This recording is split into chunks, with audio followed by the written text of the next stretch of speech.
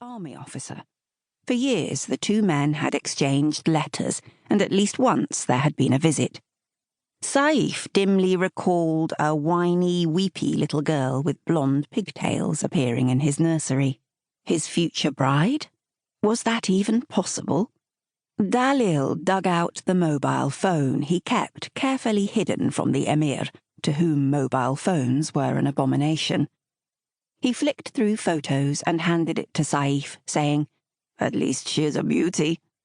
Saif noted that his father's advisor took it for granted that he would accept an arranged marriage with a stranger, and he swallowed hard, shocked by the apparent belief that he was required to make that sacrifice. He stared down, unimpressed, at a laughing, slender blonde in an evening gown. She looked frivolous and wholly unsuited to the life that he led.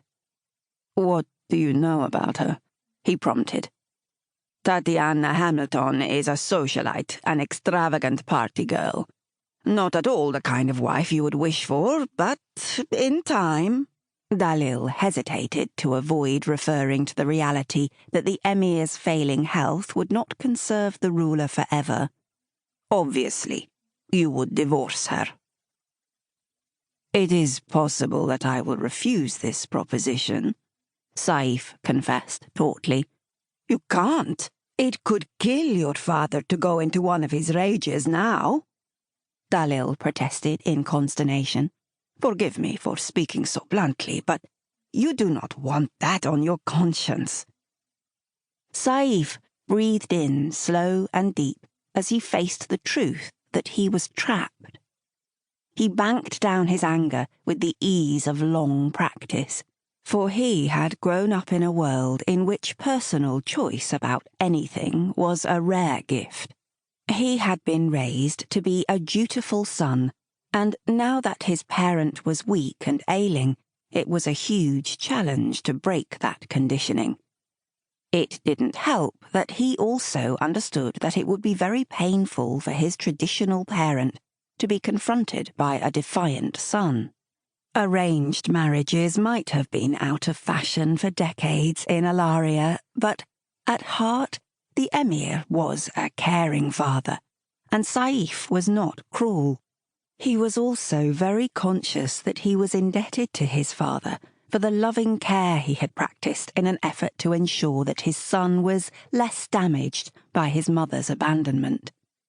Consequently, he would wed a stranger, he acknowledged, bitterness darkening his stunning green eyes.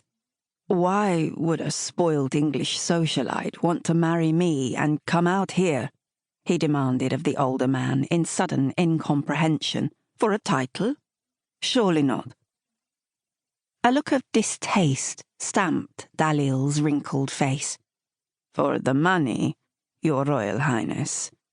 For the lavish dowry your father is prepared to pay her family," he replied, in a tone of repugnance.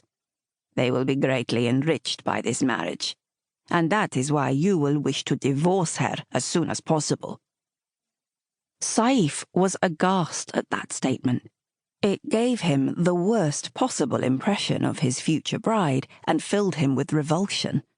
He knew that he would find it very hard to pretend any kind of acceptance of such an unprincipled woman. "George has just asked me to marry him," Anna caroled, practically dancing out of the bathroom where she had been talking on the phone to her ex-boyfriend. "Isn't that typical of a man? It took me to come to Alaria and be on the very brink of marrying another man to get George to the point." "Well, it's a bit foolish, him asking you this late in the day," Tati opined with innate practicality as she studied her beautiful and lively cousin with sympathetic blue eyes. "I mean, we're here in the royal palace, and you're committed now. The preparations for the wedding are starting in less than an hour." "Oh, I'm not going through with this stupid wedding now. Not if George wants me to marry him instead," Anna declared with sunny conviction. "George has already booked me on a flight home. He's planning to pick me up at the airport and whisk me away for a beach wedding somewhere." "But your parents, the money." Why should I have to marry some...